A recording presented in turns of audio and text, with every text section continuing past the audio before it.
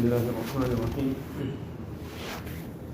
Yesterday we had discussed in detail in regard to the protection of the gazers. And if a person is able to protect his gazers, then very soon a person will reach the highest levels of wilayat. He will become the friend of Allah Tabaraka wa Ta'ala. Hazrat Hakim Saheb Rahmatullah alayhi, he mentioned one poem. He said that all this is such a sin that we mentioned yesterday, that a person can be sitting next to his wife. He can be amongst his family members, and even them, they won't even know that a person is involved in the sin. So Hazrat mentioned the poem. He said, "Jo chup kar karte ho ahle jahan se," that which a person hides and he does from the people of the dunya. People of dunya, they don't know, they are unaware of what he is doing. Koi dekhta hai tujhko asman se. That somebody is watching you from the heavens. Allah Tabaraka wa Ta'ala gazes on you. Allah Tabaraka wa Ta'ala is watching you every split second of the life of a person. Maulana As'adullah Saheb Rahmatullah alayhi, he was the Nazim-e-Ta'aleem. He was the head of studies in Saharanpur of the Sheikh Rahmatullah alayhi. He mentioned also one or two poems in regards to protecting the gaze. He said, "Ishke buta mein e as'ad, tum karte ho fikre rahat." That in the love, buta means the idols. That these women of the road, these are actually painted dollies, these are actually idols. In reality, there is no beauty over there. Ishke buta mein, that in the love of these painted dollies of the road, tum karte ho as'ad fikre rahat. That, oh Asad, you're looking for happiness in this, you're looking for comfort in this, in these women of the road. Ishke buta mein as'ad tum karte ho fikre rahat. Jannat mein, jahannam mein dhoonte ho, jannat mein dhoonte ho dozakh ke khaabgahe. That in Jahannam, you're looking for the comforts of Jannah. What is Jannat and what comforts Allah has kept in Jannah? How will you ever find that in Jahannam? Jahannam is such a place, la yamutu fiha wa la yahya. A person won't even live in Jahannam. A person won't even die in Jahannam. Such a terrible place Jahannam is. You are looking for the comforts of Jannat in Jahannam. Meaning you got your pure wife at home. No, Allah Tabaraka wa Ta'ala has given you. Allah has written her for you. And you're looking for that comfort somewhere else. How many people, they got involved in guna, they got involved in wrong. Later on, how much of regret they had. That I have gold in my home. And where am I going? And I'm looking for happiness and I'm looking for comfort. A person, what life of misery after that a person goes. Sometimes the emails that come, brothers say, we feel like committing suicide. We feel like dying now. Then what wrong have we done in our life? So nobody, Allah Ta'ala writes off. Allah Ta'ala is most kind. Allah Ta'ala wants us to come back to the straight path. Just make tawbah. Just turn to Allah and come back to the straight path. In another poem, Hazrat Maulana As'adullah Saheb Rahmatullah alayhi he said, "Na dekho in surkh rukho ko zin nahar." That don't look at surkh rukho, the red lips, the red cheeks, zin nahar. Never ever look at these red cheeks. Look at how he's comparing. He's comparing the red, whatever lipstick or whatever they might be putting on. He's comparing that to the red flames of the fire of Jahannam. That don't ever look at these red cheeks and these red lips. Qaro Rabbana qina azab an-nar. That read at that time, "Oh our Rabb, oh Allah, save us from the azab of the fire of Jahannam." That these women, they're going to take me headlong into the fire of Jahannam. Oh Allah, you protect me from this. Our mashayikh, they have written, they say that a person, when he looks at a woman, he takes enjoyment from there. Definitely, he is going to take temporary little bit of enjoyment, he is going to take from there. But if a person only protects his gaze, they say that the enjoyment of all the women of the world, Allah Ta'ala will give you that enjoyment in your wife. Just as it is written for a person how much rosy he is going to get. It's written for him how much of water he is going to drink, how much of wealth he is going to get, what his lifespan in the world, how much of enjoyment also, that is also written by Allah Tabaraka wa Ta'ala. So when a person protects his gaze, all the enjoyment a person, Allah Ta'ala will give him in his wife. Maulana Thanvi Rahmatullah alayhi also mentioned, he said this is such a sickness, this is such a illness, looking at other women. He said that if a person had the opportunity of enjoying himself with every woman of the world, every woman he had, but there was only one woman that was left. There's one woman left now. Even then he will say that maybe there's something different in this woman. From all the women of the world, there is something different over here. Whereas in reality, there is nothing different. Nabi Kareem Sallallahu Alaihi Wasallam said that what your wife can offer you, every other woman, what every woman of the street can offer you, your wife can offer you exactly the same. So Allah Tabaraka wa Ta'ala save us. But ulama say that when a person leaves his home in the morning, then a person should have niyyah. What niyyah should a person make? If a person lives in neutral, he leaves his home neutral in the morning. He doesn't make niyyah that I'm going to look, neither does he make niyyah that I'm not going to look. He just leaves home every morning. That person somewhere along the line, he's going to get caught up. His eyes is going to go in the wrong place somewhere along the line. And that person, that doesn't make a niyat not to look. He doesn't make a niyat not to look, that I'm not going to look. He also, somewhere along the line, he's also going to get caught up. Only that person, when he leaves his home in the morning, and he makes a niyat in the morning, that today I'm going to protect my eyes. I'm not going to look. I'm going to lower my gaze. He leaves with that firm determination in the morning from his home. That person, Allah Tabaraka wa Ta'ala will protect him. Allah will give him the tawfiq of protecting his eyes. So a person, when he leaves in the morning, he must have a firm niyat, firm determination that today I'm going to protect my eyes. I'm not going to look at anything that is haram. And Allah Ta'ala's help is with that person. Allah will protect that person. So this is the one aspect in regards to protecting the eyes. The second aspect in regards to protecting the eyes, Allah Ta'ala mentioned in the Quran Sharif, وَلَا تَمُدَّنَّ عَيْنَيْكَ إِلَى مَا مَتَّعْنَا بِهِ أَزْوَاجًا مِّنْهُمْ زَهْرَةَ الْحَيَاةِ الدُّنْيَا. That don't stretch your eyes to the adornment of the dunya, which we have given as temporary enjoyment to various groups of the world, referring to the various groups of the kuffar. That the dunya, we have given them flashy cars, we have given them beautiful mansions and homes, we have given them wealth of dunya, we have given them all this, we have given them. Don't even stretch your eyes in the direction of these people. Allah Ta'ala says, why have we given them all this? لِنَفْتِنَهُمْ فِيهِ. We will test them with all this. We want to see whether they're going to obey Allah Ta'ala or they're going to disobey Allah Ta'ala. So don't stretch your eyes in the direction of what other people got. That somebody, he's got this type of a car, and this person got this type of a house, and this person is traveling overseas. Today he's here, today he's there. He's got so many types of businesses. Don't even look in that particular direction. Our Shaykh explains, particularly those people that are involved in the work of dawat and tabligh. We go to people's homes. We go there to give them dawat and call them to the oneness of Allah Ta'ala, to remind them of what is their objective in this world. We going to their home, we shouldn't get invited to them by them. We should invite them, don't get invited by them. That you go to their home, now you're looking at their home. Now you're looking at their car. You think this person is such a wealthy person. Don't even let this come into your eyes.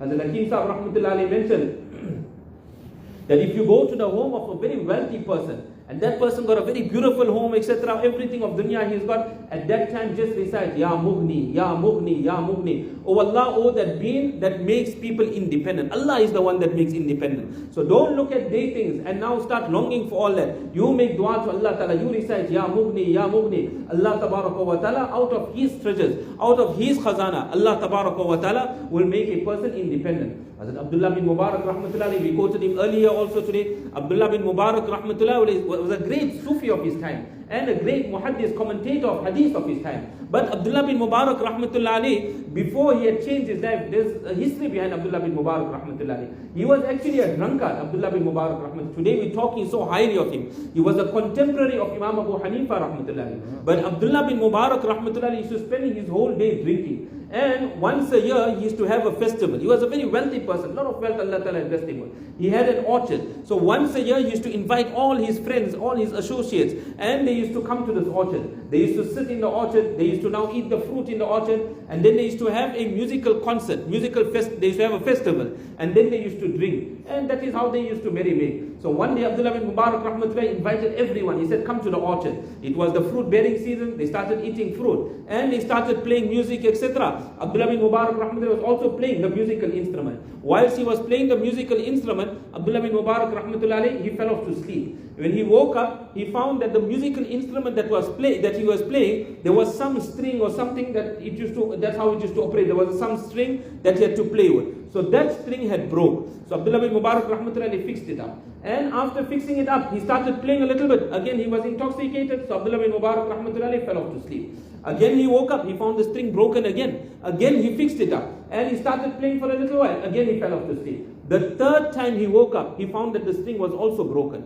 This time, when he started repairing it, he heard a voice coming out from that instrument. This is Allah's system. When Allah Ta'ala loves somebody, Allah wants to pull somebody. You can be in the gutters. Allah will pick you up from the gutters. Allah will take you right to the top. Therefore, we can never look at anyone and judge any person. We don't know who Allah Ta'ala will take from the gutters, who Allah Tabaraka wa Ta'ala will elevate. So the voice came out from that instrument. Alam ya'ni lil ladina amanu. Had the time not come for the believers, an takhsha'a qulubuhum li dhikrillah, that their hearts humble themselves for the dhikr of Allah? Has the time not come that you make the dhikr of Allah? Has the time not come in your life that you change your life, O Abdullah bin Mubarak? It is mentioned when these verses of the Quran Sharif came out of here, Abdullah bin Mubarak Rahmatullahi, there and there, he changed his life. And he went to study. He became the great muhaddis, the great Sufi of his time. Abdullah bin Mubarak Rahmatullahi, he was very, very wealthy. it is mentioned that he says that in the early stages of my life, when I had a lot of wealth, my friends also were very, very wealthy people. When I would go to their home, I would start looking at their home. Oh, he's got a home that is better than mine. I would look at their conveyance. Oh, he's got a conveyance that is better than mine. I would look at his clothing and I would say, oh, look at his clothing, far better than my clothing. He said, as long as I kept this type of company and this type of friends, always I was depressed, always depressed in my life. Why? Because I can't have what this person got. You buy the best car, somebody gets a better car than you. You got the best clothes, somebody will get better clothing than you. You got a best house, somebody builds a better house than you. So all the time a person is depressed. He said, I decided that let me change my company. So he changed his company. And he said, now I started staying with the poor people. When I started staying with the poor people, the underprivileged people, he said, every day now I would make shukr. Ya Allah, so much you have given me. So many bounties you have given me. There are so many that don't have these bounties. And the hadith of Nabi Sallallahu Alaihi Wasallam mentions, Unduru ila man huwa asfala minkum. Look at those people that are less fortunate than you. Wala tanduru ila man huwa fawqakum. Don't look at those people that are above you. In matters of dunya, we look at the people that are less fortunate. Don't look at those that are above us. فَهُوَ أَقْدَرُ أَلَّا تَزْدَرُوا نِعْمَةَ اللَّهِ عَلَيْكُمْ. Otherwise, it is more appropriate, it is more likely that you will make shukri. You will be ungrateful of the ni'mats and the bounties of Allah Tabaraka wa Ta'ala. So this is also another aspect pertaining to the ayat, that don't look at those people that are more fortunate than you, look at those people that are less fortunate than you. And on this you will make a lot of shukr of the ni'mats and the bounties of Allah Ta'ala that Allah Ta'ala has given us. Otherwise a person will become depressed. So this is another aspect in regards to the ayat. And the last aspect in regards to the ayat, that don't look down upon other people. Don't regard yourself to be superior than others and look down upon somebody else. This looking down upon somebody else, this is what is referred to as pride. And the hadith of Nabi Sallallahu Alaihi Wasallam, لا يدخل الجنة من كان في قلبه مثقال ذرة من كبر.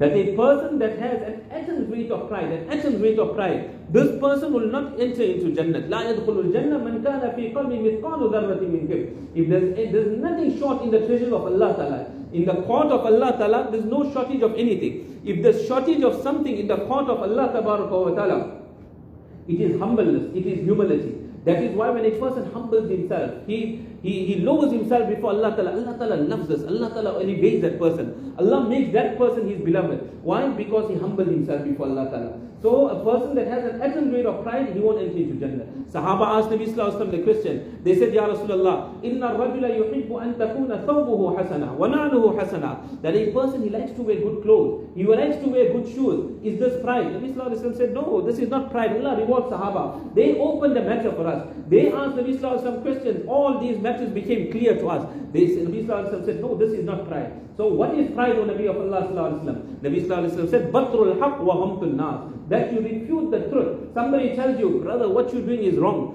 Rectify yourself, correct yourself. You're involved in this wrong, give this wrong up. He's doing it sincerely for your betterment. And he comes and tells you, do this. You say, who are you to tell me? You don't tell me what to do. You mind your own business. Let me sort my matter out. This is what is called pride. Batrul haq. And the second thing, wa ghamtul nas. And you look down upon other people. This is what is referred to as pride. That atom's weight of pride would prevent a person from entering into Jannah. Previously also I mentioned this incident of Sheikh Ahmad Rifai Rahmatullahi. Sheikh Ahmad Rifai Rahmatullahi was a great sheikh of his time. And Sheikh Ahmad Rifai Rahmatullahi, he was going for the Jumu'ah Salah. While he is going for the Jumu'ah Salah, clean kurta, he is going for Jumu'ah Salah. He comes to a bridge. And only one person can cross the bridge. On the other side of the bridge is a dog. And on this side of the bridge is Sheikh Ahmad Rifai Rahmatullahi. There's only one road. The second road is you go down where there is some muck, there is sewer, there is filth that is there. So that is the second route to get onto the other side. So Sheikh Ahmad Rifai Rahmatullahi, he indicates to the dog that it's the day of Jumu'ah. I'm going for Jumu'ah Salah. You have no Jumu'ah Salah to perform. So he indicates to the dog, you go down, let me go this way. Allah Ta'ala gives the dog the ability to speak. Allah Ta'ala has full qudrat. Allah has full power over everything. Allah gave that dog the ability to speak. The dog spoke up. And what did the dog say? The dog said to him, Oh Ahmad Rifai, that if you have to take the bottom road, and if your clothes become impure, if your clothes become napak, don't worry, no problem whatsoever. You can just go and wash these clothes. Again, these clothes will become pak. You can wear these clothes and you can proceed for your Jumu'ah Salah. But remember that if you telling me to go down, because you regard yourself to be superior to me and you regard me to be inferior, then remember this pride that is in your heart, the oceans, the water of the 7 oceans, this won't be able to cleanse and purify your heart. And then he told Sheikh Ahmad Rifai rahmatullahi, he said, let me tell you, I am doing you a favor by telling you this. That few days ago, my puppy was out in the cold, and there was nobody there to take care of my puppy. You took care of my puppy. You took my puppy inside your home. You provided warmth for my puppy. You gave food to my puppy. Because you did ihsan to my child, today I am doing ihsan to you, and I am warning you of this. That be careful of this pride. This very same Sheikh Ahmad Rifai rahmatullahi, it is written in the kitab that later on he went to Medina Sharif. And when he went to Medina Sharif, he decided he wanted to say poetry, render poetry before Rasulullah sallallahu alaihi wasallam. When he rendered poetry before Nabi sallallahu alaihi wasallam, he said, Ya Rasulullah, that when we far away from you, we convey durood and salam to you. The malaika, they carry this durood and the salam and they bring it to you, Ya Rasulullah sallallahu alaihi wasallam. But today I am right here before you, Ya Rasulullah, remove your hand so that I can kiss your Mubarak hand. It is mentioned there were thousands of people that were present in that gathering. This is what is recorded in the kitab. And Nabi alayhi salatu wasalam's hand came out, the Mubarak hand of Nabi sallallahu alayhi wasallam came out for Shaykh Ahmad Rifai rahmatullahi.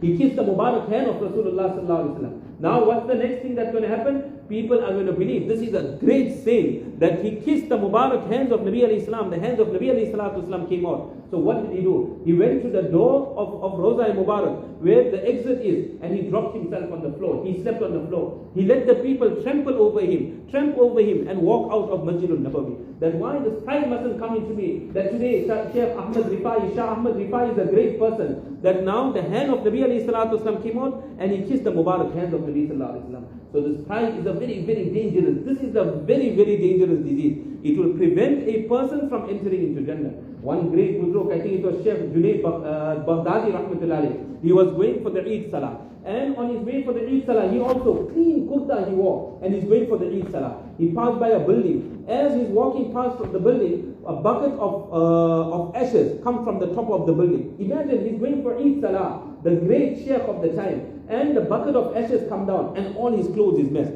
Imagine we in our home, if the child has to just mess our clothes a little bit on the day of Eid, or we walk out and somebody messed our clothes outside the garden, or somebody messed our clothes, how upset won't a person get? He said, Alhamdulillah. So the murid said, Hazrat, what are you saying? You're saying Alhamdulillah, somebody dropped ashes on you, and on that you are saying Alhamdulillah. He said that I am deserving for the fire of Jahannam. I must make shukr to Allah Ta'ala that the fire didn't come on me. Just dry ashes came onto me. So this is the amount of humbleness they had in their life. As a Shah Abdul Ghani Sahib Pulpuri rahmatullahi, he was the Khalifa of Mawlana Khanvi rahmatullahi. And Shah Sahib rahmatullahi, Shah Abdul Ghani Sahib rahmatullahi, he gave an example. He said that in the previous time, when a girl was getting married, they would purify that girl. The ladies of the town would all get together. They would purify that girl, adorn that girl, put on the best clothing. They would do her up.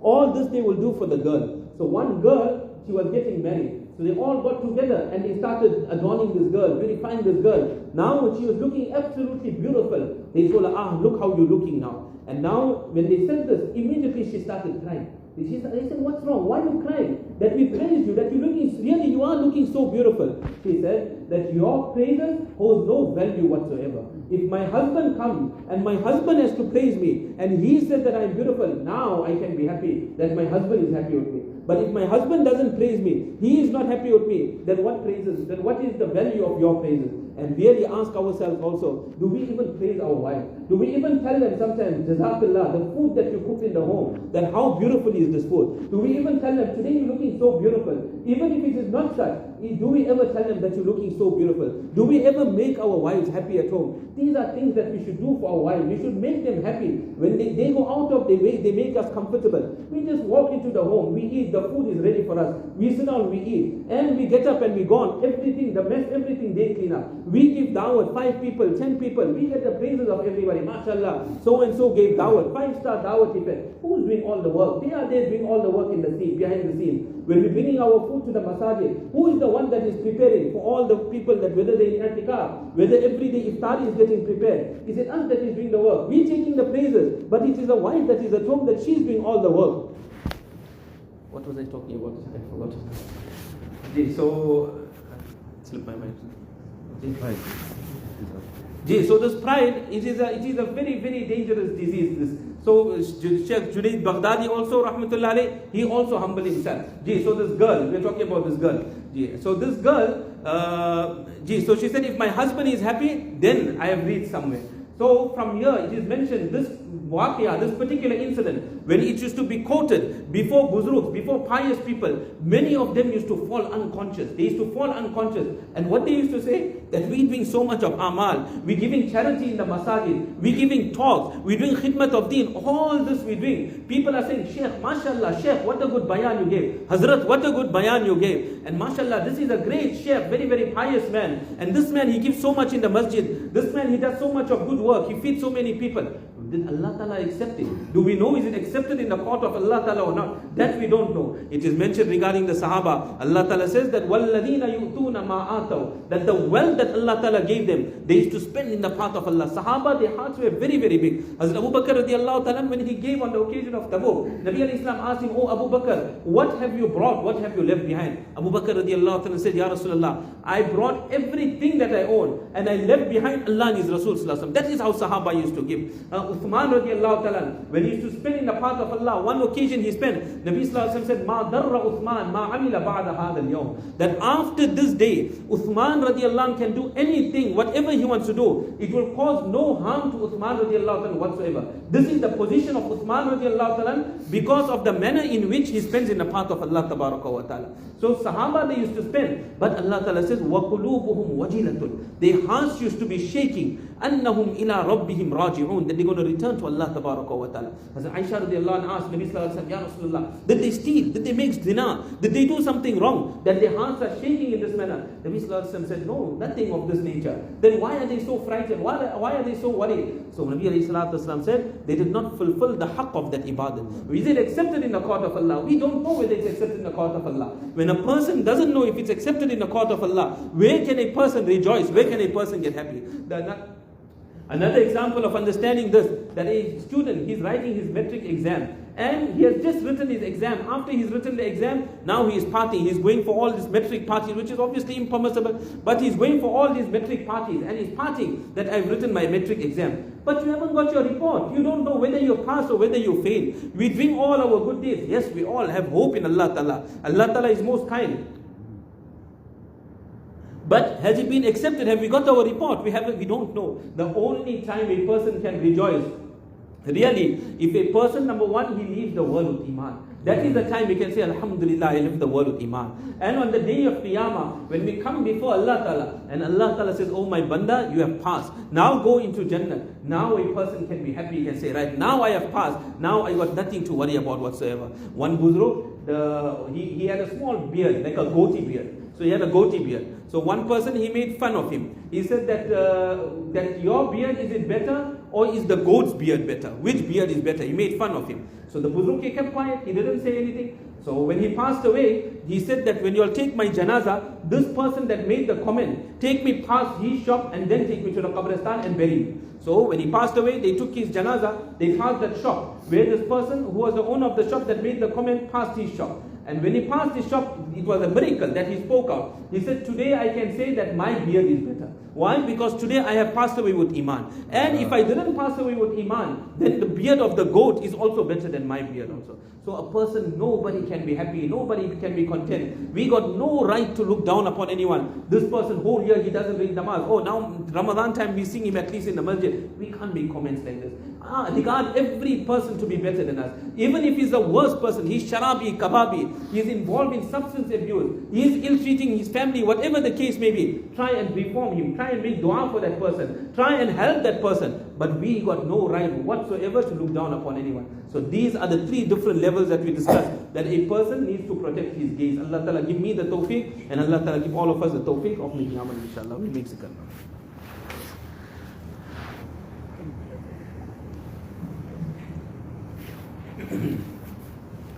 بسم الله الرحمن الرحيم اللهم صل على سيدنا مولانا محمد وعلى آل سيدنا مولانا محمد وبارك وسلم فاذكروني أذكركم أنا جليس من ذكرني दिल मेरा हो जाए एक मैदान हो तू ही तो हो तू ही तो हो तू ही तो और मेरे तन में बजाए आग बगिल दर्द दिल हो दर्द दिल हो दर्द दिल घर से बिल्कुल ही उठ जाए नजर तू ही तो आए नजर देखो जिधर لا إله إلا الله محمد رسول الله صلى الله عليه وسلم لا إله إلا الله لا إله إلا الله لا إله إلا الله لا إله إلا الله لا إله إلا الله لا إله إلا الله لا إله إلا الله لا إله إلا الله لا إله إلا الله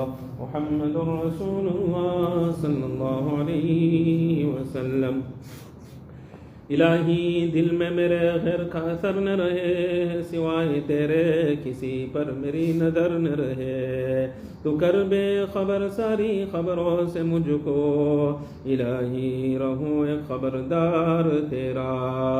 ला इलाहा इल्लल्लाह ला इलाहा इल्लल्लाह ला इलाहा इल्लल्लाह ला इलाहा इल्लल्लाह ला इलाहा इल्लल्लाह ला इलाहा इल्लल्लाह ला इलाहा इल्लल्लाह ला इलाहा इल्लल्लाह ला इलाहा इल्लल्लाह ला इलाहा इल्लल्लाह मुहम्मदुर रसूलुल्लाह सल्लल्लाहु अलैहि वसल्लम।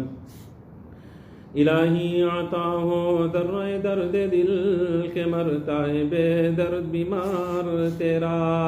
कोई तुझसे कुछ कोई कुछ चाहता है, मैं तुझसे हूँ या रब तलबगार तेरा। नहीं दोनों आलम से कुछ मुझको मतलब, तू मतलूब मैं हूँ तालिब तेरा। उठा उम्र उम्मीद इमदाद हक से, तुझे गम में क्या। ला इलाहा इल्लल्लाह ला इलाहा इल्लल्लाह ला इलाहा इल्लल्लाह ला इलाहा इल्लल्लाह ला इलाहा इल्लल्लाह ला इलाहा इल्लल्लाह ला इलाहा इल्लल्लाह ला इलाहा इल्लल्लाह ला इलाहा इल्लल्लाह ला इलाहा इल्लल्लाह मुहम्मदुर रसूलुल्लाह सल्लल्लाहु अलैहि वसल्लम। कोई मुझसे पूछे मैं क्या मांगता हूँ, मैं अपने खुदा से खुदा मांगता हूँ। वो हो जाए मेरा मैं हो जाऊँ उसका, यही रात दिन में दुआ मांगता हूँ। अता कर दे वो मुझको अपनी मोहब्बत, मैं उसके सिवा कुछ और नहीं मांगता हूँ। नाराज़गी जिसकी दोज़ख से बढ़कर, उसी ज़ात की बस रिदा मांगता हूँ। असल मुझे दुनिया की ख्वाहिश नहीं, मैं बख्शिश बरोज़े जज़ा मांगता हूँ। ला इलाहा इल्लल्लाह ला इलाहा इल्लल्लाह ला इलाहा इल्लल्लाह ला इलाहा इल्लल्लाह ला इलाहा इल्लल्लाह ला इलाहा इल्लल्लाह ला इलाहा इल्लल्लाह ला इलाहा इल्लल्लाह ला इलाहा इल्लल्लाह ला इलाहा इल्लल्लाह मुहम्मदुर रसूलुल्लाह सल्लल्लाहु अलैहि वसल्लम। यार रहे यार अब तू मेरा और मैं भी तेरा यार हो। मुझको फ़क़त तुझसे हो मोहब्बत, खल्क़ से मैं बेजार हो। हर दम ज़िक्र व फ़िक्र में तेरे मस्त रहूँ सरशार हो। होश रहे न मुझको किसी का तेरा मगर होशियार हो। अब तो रहे बस आदम आखिर विर्द ज़ुबाए मेरे इलाह। ला इलाहा इल्लल्लाह ला इलाहा इल्लल्लाह ला इलाहा इल्लल्लाह ला इलाहा इल्लल्लाह ला इलाहा इल्लल्लाह ला इलाहा इल्लल्लाह ला इलाहा इल्लल्लाह ला इलाहा इल्लल्लाह ला इलाहा इल्लल्लाह ला इलाहा इल्लल्लाह मुहम्मदुर रसूलुल्लाह सल्लल्लाहु अलैहि वसल्लम। नाराय मस्ताना खुशमी आए दम, ताबद जाना चुनी मी बाए दम। अल्लाह जल्ल जलालुहु ताला शनुहु। अल्लाह अल्लाह अल्लाह अल्लाह अल्लाह अल्लाह अल्लाह अल्लाह अल्लाह कैसा प्यारा नाम है, आशिकों का मीना और जाम है।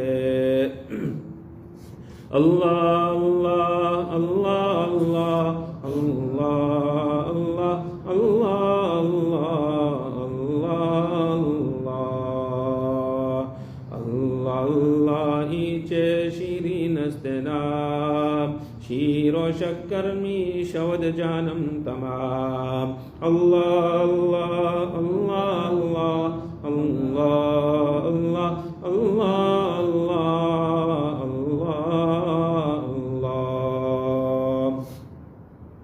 अपने मिलने का पता कोई निशा तू बता दे मुझको ए रब्बे जहां. अल्लाह अल्लाह अल्लाह अल्लाह अल्लाह अल्लाह अल्लाह अल्लाह. कुल्लु मन अलैहा फ़ान वयबक़ा वज्हु रब्बिका ज़ुल जलालि वल इकराम. अल्लाह अल्लाह अल्लाह अल्लाह अल्लाह अल्लाह अल्लाह अल्लाह अल्लाह. اللهم لك الحمد كله ولك الشكر كله ولك الملك كله وإليك يرجع الأمر كله. اللهم لا نحصي ثناء عليك أنت كما أثنيت على نفسك. اللهم صل على سيدنا مولانا محمد كلما ذكره الذاكرون وكلما غفل عن ذكره الغافلون. اللهم ربنا تقبل منا إنك أنت السميع العليم وتب علينا يا مولانا إنك أنت التواب الرحيم. اللهم إنا نسألك رضاك والجنة ونعوذ بك من سخطك وغضبك والنار. اللهم إنا نسألك التقى والعفاف والغنى. اللهم حاسبنا حسابا يسيرا. اللهم أجرنا من النار يا مجير يا مجير يا مجير. اللهم اجعل خاتمتنا على الإيمان. اللهم بارك لنا في الموت وفيما بعد الموت. اللهم أعنا على غمرات الموت وسكرات الموت. اللهم لا ملجأ ولا منجأ من الله إلا إليه. رضينا بالله ربا وبالإسلام دينا وبمحمد صلى الله عليه وسلم رسولا ونبيا. اللهم إنا نعوذ بك من عذاب جهنم ونعوذ بك من عذاب القبر ونعوذ بك من فتنة المحيا والممات ونعوذ بك من فتنة المسيح الدجال ونعوذ بك من المأثم والمغرم. اللهم إنا نسألك من خير ما سألك منه نبيك محمد صلى الله عليه وسلم ونعوذ بك من شر ما استعاذك منه نبيك محمد صلى الله عليه وسلم. وأنت المستعان وعليك البلاغ ولا حول ولا قوة إلا بالله العلي العظيم. جزا الله عنا محمدا صلى الله عليه وسلم بما هو أهله. سبحان ربك رب العزة عما يصفون وسلام على المرسلين والحمد لله.